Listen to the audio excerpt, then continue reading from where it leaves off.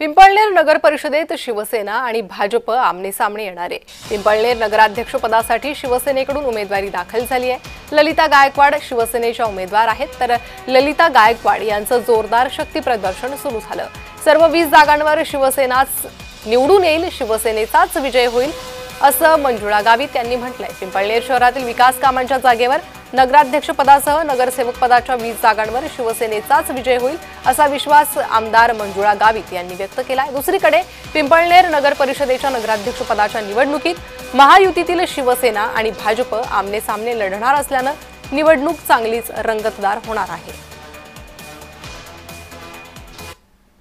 या ठिकाणी आजची ही पहिल्यांदाच ही निवडणूक नगर परिषदेची होते आहे आणि या ठिकाणी महायुतीच्या आम्ही तयारीत होतो। महायुतीत आम्ही लढण्याची आमची पूर्ण तयारी होती, परंतु स्थानिक आमच्या या गावातील काही कार्यकर्त्यांची इच्छा नव्हती, म्हणून ते आमच्या महायुतीत आले नाही। म्हणून आम्ही या ठिकाणी शिवसेनेच्या माध्यमातून आम्ही स्वतंत्र या ठिकाणी आमच्या 20 वार्डांमध्ये आम्ही 20ही नगरसेवकासाठी आम्ही उमेदवारी अर्ज आज भरत आहोत।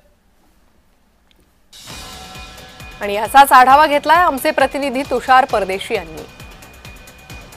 धुळे जिल्ह्यातील 3 नगर परिषद आणि 1 नगर पंचायतसाठी निवडणुकी लागलेली आहे। या ठिकाणी आपण पाहू शकतो की 100 वर्ष ग्रामपंचायत असलेली पिंपळनेर पहिल्यांदाच नगर परिषदेची या ठिकाणी निवडणूक होते आणि या ठिकाणी महायुती ही स्वतंत्रपणे या ठिकाणी निवडणूक लढत आहे। एकंदरीत पाहायला गेलं तर शिवसेनेच्या वतीने देखील या ठिकाणी मोठं शक्ती प्रदर्शन करत नगर अध्यक्ष आणि नगरसेवकांसाठी या ठिकाणी आपला उमेदवारी अर्ज दाखल केलेला आहे।